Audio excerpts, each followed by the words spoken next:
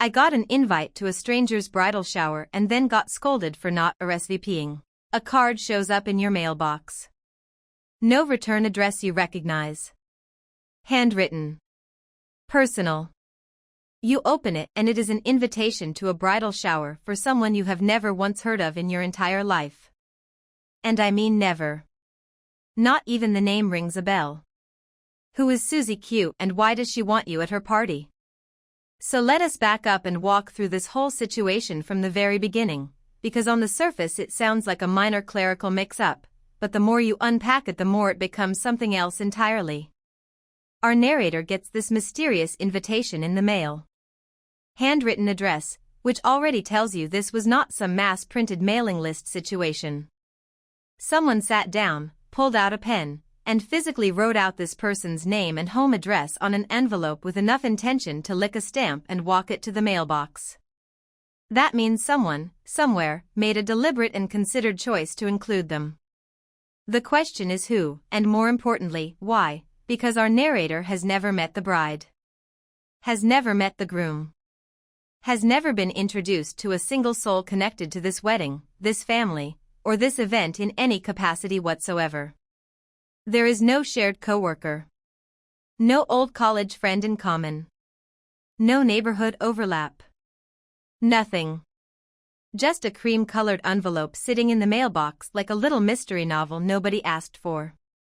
So naturally she does what any reasonable person would do. She stands at the mailbox for a moment, reads the invitation a second time just to make sure she has not somehow forgotten an entire person, confirms that she definitely has, and then tosses it in the trash. She posts about it on Facebook as a funny little what is going on in my life moment.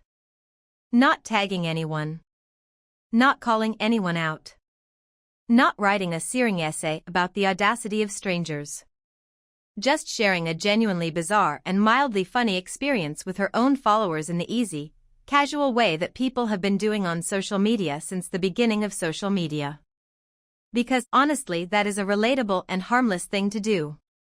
Most of us have had those weird little moments where something unexpected falls into your life and you want to tell people about it because the telling is half the fun. That is all this was. A brief, lighthearted post. Then she closed the app and moved on.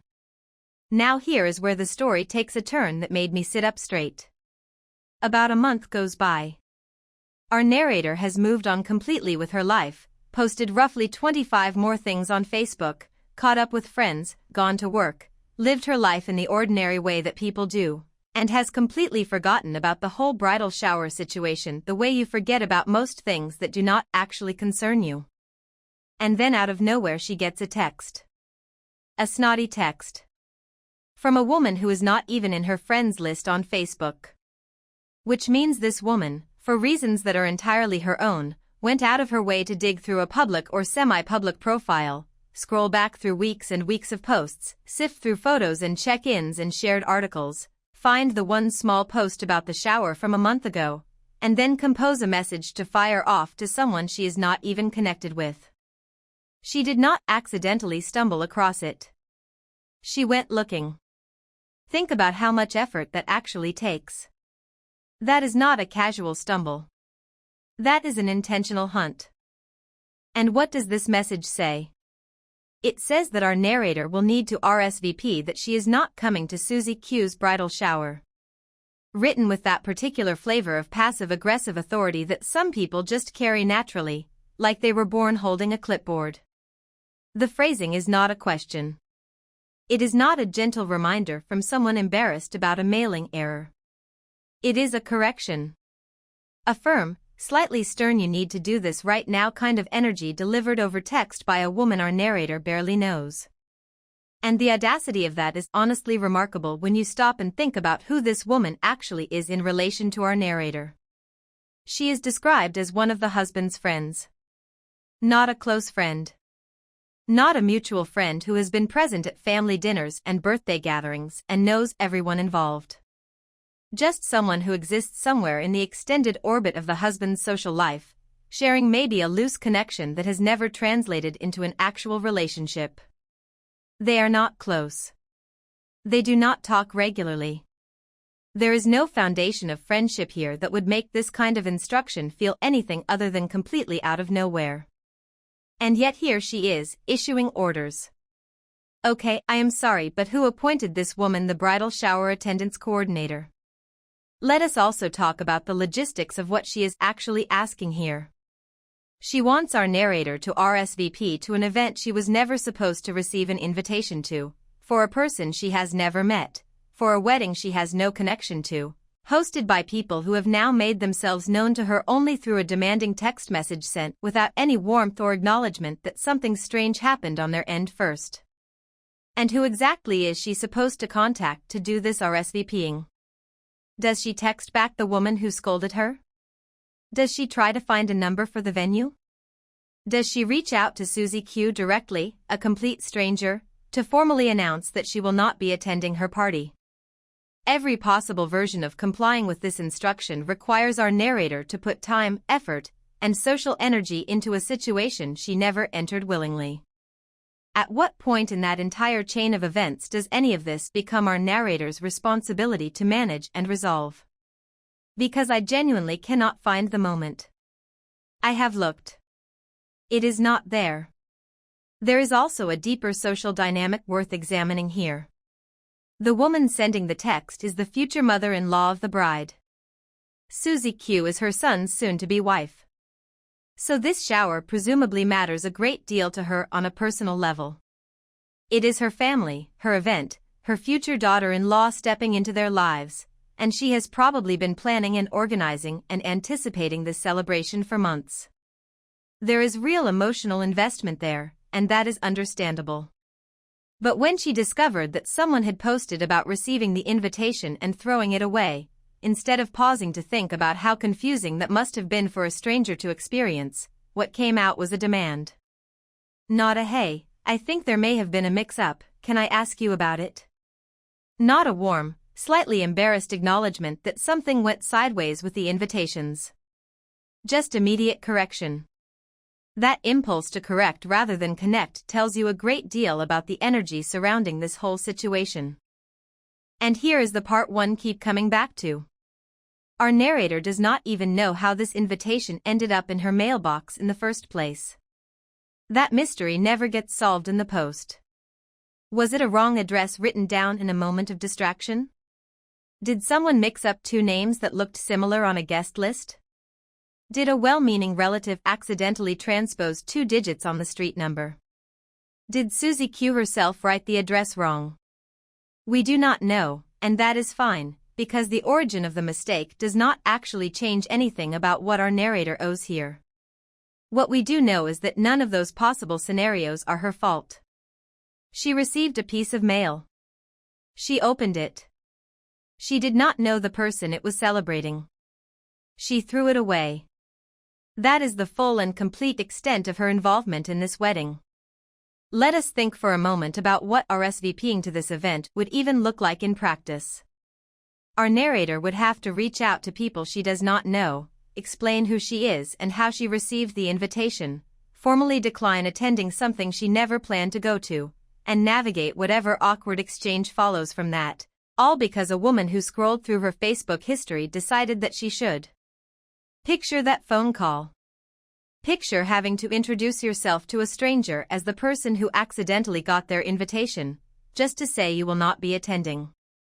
Picture the silence on the other end while they try to figure out who you are and how this happened. Picture having to explain the whole chain of events from the beginning, probably more than once, to someone who is in the middle of planning a wedding and has 100 other things to think about. Our narrator would be volunteering herself into a mess of someone else's making, purely to satisfy a social obligation that does not actually apply to her. The sheer absurdity of that chain of events is almost artistic. Now some people might argue, look, it is just good manners to RSVP even if you are not going. And in normal circumstances, I would agree with that completely. If you are genuinely invited to something, if you have a relationship with the hosts, if you are someone who was meant to be on that list, then yes, a simple note letting them know you cannot make it is polite and considerate and the right thing to do. That is standard social etiquette and it exists for good reason. But this is not that. This is a stranger receiving misdirected mail from people they have never encountered, and then being told by a third party to formally respond to it. The etiquette argument completely falls apart the moment you acknowledge that the foundational premise of the invitation itself was already broken. There is also something worth saying about the specific tone of the text that was sent. Not a warm reach out from someone embarrassed about a mix-up on their end. Not a gentle "Hey, I saw your post and I completely understand why that was confusing, but it would really mean a lot to us if you could send a quick note." Nothing remotely like that. Just a blunt, faintly stern correction delivered across a platform by someone who had to go actively searching through weeks of posts to find something to be offended by. The tone reveals the intention. The goal was not to resolve a misunderstanding with grace. The goal was to let our narrator know that she had done something wrong. And she simply had not. I also want to gently point out that posting on your own Facebook about receiving a mysterious invitation is not the same as publicly trashing someone's wedding. Our narrator did not say anything cruel about Susie Q. She did not mock the shower theme or make fun of the couple or write a thread about how presumptuous it was to send her an invitation. She did not name the bride. She did not tag any of the people involved. She did not call for her followers to pile on or share the drama further. She shared a confusing and mildly funny moment from her own life on her own page in a tone that was curious and lighthearted, not mean. The kind of post that gets a few laughing reactions from friends and then disappears into the scroll within a day.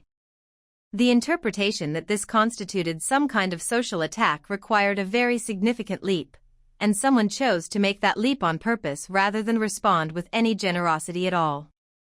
What also strikes me is the complete and total absence of any acknowledgement from the mother-in-law side that sending the invitation to the wrong person in the first place was the actual mistake in this story.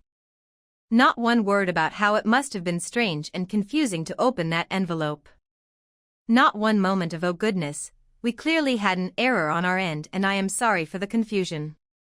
Just immediate, unblinking assumption that our narrator is the one who needs to correct her behavior. That dynamic is genuinely telling. It takes every ounce of responsibility off the people who mailed something to the wrong address and places it squarely on the person who received it. That is a remarkable way to think about fault. Let us also consider what our narrator was supposed to do differently at any point in this story. Was she supposed to research the name on the invitation and track down the correct event organizers to explain herself? Was she supposed to call a stranger and apologize for not attending a party she was never actually invited to? At what point does that become a reasonable expectation for anyone receiving a piece of misdirected mail? You would not call a company to decline a catalog you never signed up for. You would not write back to a sweepstakes entry form that arrived by mistake. You throw it away, maybe you mention it to someone because it is funny, and you move on. That is the normal, reasonable, sane response. So here is where I land on this whole thing, and I want to be really clear about it. Our narrator owes absolutely nothing to anyone involved in this situation. Not an RSVP. Not an explanation. Not an apology. Nothing. She received mail that was not meant for her, handled it the way any rational person would, shared a harmless story on her own social media, and then got scolded for it by someone who had to dig through weeks of posts to even find something to be offended by. That is not a situation that requires our narrator to fix anything. The mother-in-law, on the other hand, might want to do a little reflection. If the invitation went to the wrong person, that is an organizational error on the part of whoever sent it. The correct response to discovering that is some combination of figuring out how it happened and reaching out to the right guest. What it is not is sending a demanding text to a stranger about RSVP etiquette. If Susie Q's shower has fewer RSVPs than expected, the reason for that is not a woman in another part of town who threw away an envelope addressed to her. And to answer the actual question at the heart of this post. No. Absolutely not. You are not the problem here. Not even slightly. You received a piece of mail, made a completely reasonable decision about it, and shared a funny story. The idea that you are somehow obligated to perform social niceties for an event you never asked to be included in, for people you have never met, under pressure from a woman who went through your Facebook history to find a grievance, is genuinely absurd. You are not the one being rude here. Block the number, forget the shower, and let Susie Q enjoy her day with the people who were actually invited. I left a drunk girl alone at night after she threatened self-harm and I still feel guilty. She is standing outside crying and threatening to jump into the water if you leave. And you have been there for 2 hours. And you called emergency services. And you are terrified. And you still do not know what the right thing to do is. That is the moment this story is really about. Not the before, not the after. That exact moment when someone has to make an impossible decision. Let us start from the beginning because there is a lot of context here that matters deeply. Our narrator, a 25-year-old man, has been casually seeing a 23-year-old woman. Both of them agreed from the start that this was casual. No serious commitment. Just two people spending time together with clear expectations on both sides. That is a completely normal arrangement and both of them were on the same page. He was not leading her on. She was not chasing something he had refused to give. They had a simple, mutual understanding, the kind that feels clean and uncomplicated in the beginning. So far, so straightforward. Then the first incident happens. And it is a lot. She gets extremely drunk and the situation spirals into something our narrator was completely unprepared for. Trauma dumping, mentions of past suicide attempts, declarations of love in what was supposed to be a casual relationship, threats of self-harm, and then the moment that clearly shook him to his core. In public, while drunk, she implies something that sounds like a sexual accusation against him. The words land like a punch he did not see coming, in a space where strangers could hear, where there is no way to control the narrative or explain himself or even fully understand what is happening. The next morning she apologizes and explains that when she is blackout drunk she pulls from past trauma and projects it onto whoever is around her. She says she did not mean it. He is left holding that apology, trying to decide how much weight it carries and whether it is enough to make him feel safe again. I need to just pause here for a second. Because that moment, that one moment where she says something like that in public, would understandably terrify anyone. Now our narrator does something important after that first incident. He does not just quietly distance himself. He actually talks to her directly and sets a clear boundary. He tells her that if they are going to keep seeing each other, that level of drinking and emotional chaos cannot happen again. He is honest, he is direct, and he gives her the choice. There is something genuinely decent about that. A lot of people would have simply disappeared, blocked the number, and never explained why. He chose to be transparent instead. He treated her like someone capable of hearing hard things and making a different decision. That matters because it means what comes next is not a situation he walked into blindly.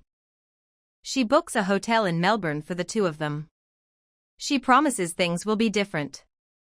There is probably a part of him that wants to believe her, that wants the easier version of the story where one honest conversation was enough to change the pattern. He takes her at her word and he goes. When he arrives she already sounds drunk on the phone before he even gets to her. That detail is important. Before he has even seen her face, before he has even walked through the door, the boundary he set has already been crossed. He finds her outside, crying, emotionally spiraling, her voice unsteady and her thoughts scattered. And then the accusations start again. This time it is a claim that an Uber driver had assaulted her. He takes it seriously. Of course he does. He starts asking questions, trying to understand, trying to figure out if she needs immediate help. And as he does she begins changing the story. It was not this driver. It was not tonight. It happened in the past. The story shifts and reshapes itself with every question he asks. She is incoherent. And he is standing there in the dark, probably cold, definitely afraid, trying to figure out what is real, what is crisis, and what he is supposed to do about any of it. Then she tells him something that recontextualizes everything. She has borderline personality disorder. She has a psychosis or schizophrenia diagnosis. And she has recently stopped taking her medication. Abruptly. All of this comes out while she is drunk and crying and threatening to jump into the water if he tries to leave. He is absorbing all of this information in real time, without preparation, without training, without anyone beside him to help carry the weight of it. There are no words for how heavy that combination of information is. That is not a rough night. That is a mental health crisis layered on top of substance use layered on top of recent medication withdrawal. That is something that emergency professionals train specifically to handle. That is not something a casual romantic partner in their mid-20s should be expected to manage alone on a street at night. Let us talk about what he actually did before leaving.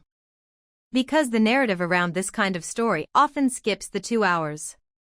People hear that he left and jump to the conclusion, but the full picture matters enormously. He stayed with her for 2 hours. 2 hours of standing outside, following her as she moved, keeping his voice calm when his heart was almost certainly pounding. He followed her around. He talked to her. He tried to calm her down repeatedly, cycling through different approaches because none of them were working and he kept trying anyway. He encouraged her to go inside, to go home, to be safe. He was less than a 5-minute walk from her house and he kept pointing her in that direction, trying to find any path toward a resolution that did not involve him staying on that street indefinitely. He did not abandon her the moment things got uncomfortable. He stayed until he genuinely could not handle it anymore, until the situation had worn him down to a point where he had to acknowledge that his presence was not helping and his absence, with the right help coming, might be the more honest choice. And then, before leaving, he called emergency services. He made sure someone trained and equipped to deal with the situation was on their way.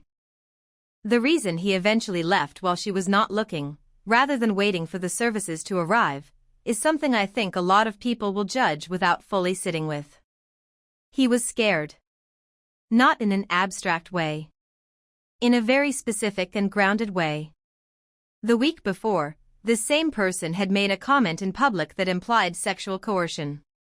He had been recording voice memos during this very conversation because he was afraid of what she might say later, afraid of how a night like this could be remembered and retold by someone whose grip on the events was already slipping. That is not irrational paranoia. That is a person acutely aware that he is in a situation where his word could be questioned and where the consequences of that could be devastating and permanent. He called for help and then he removed himself from an environment that felt dangerous to him. That is not the same as abandonment. Look. I am not saying he made a perfect decision. I do not think he would say that either. The guilt he describes feeling is real and I think it speaks well of him that he is still wrestling with it.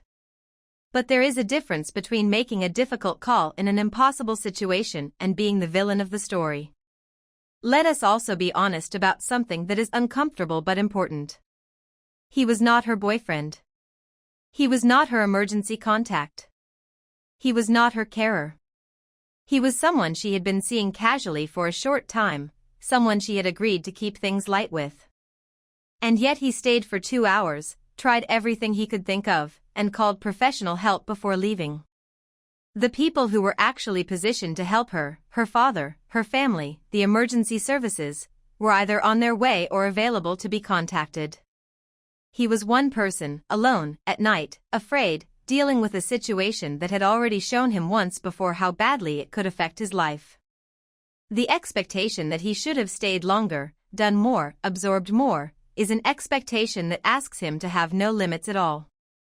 There is also a broader conversation here about the limits of what one person can be asked to carry. When someone is in a mental health crisis, especially one involving psychosis, medication withdrawal and alcohol, the right intervention is professional. It is not a scared 25-year-old trying to talk someone down on a street corner out of a sense of obligation. He recognized that he was out of his depth. He sought help. He left. Those three things together are not a moral failure. So here is my verdict: and I mean this with every ounce of conviction I have. He is not the bad person in this story. He is a young man who stayed far longer than many people would have, tried far harder than most people in a casual situationship would ever be expected to, and made the call to get professional help involved when he knew he was not equipped for what was happening. The guilt he feels is a sign of his conscience working correctly. But guilt and wrongdoing are not the same thing. The situation he was in was genuinely dangerous. Not just emotionally, but in terms of the very real risk of false accusations in a context where he had already experienced a preview of what that could look like. His decision to leave was made after hours of effort, after calling for help, and after reaching an honest limit. There is no version of this where he was obligated to stay indefinitely in a situation that was harmful to him, especially after setting clear expectations that were not respected. What I hope he takes from this is not shame, but clarity. He cannot be the solution for someone dealing with that level of mental health crisis. That is not cruelty. That is the truth. The most compassionate thing he can do going forward is to stop seeing her, wish her well genuinely, and let the people and the professionals who are actually equipped to support her do that work. He does not owe her his safety. He does not owe her his peace. And he should stop carrying guilt for a decision that, in the circumstances, was the most responsible one available to him. Drop a comment below and tell me which story got to you more, the bridal shower audacity or the impossible night in Melbourne. If this video hit, a like and subscribe would mean a lot.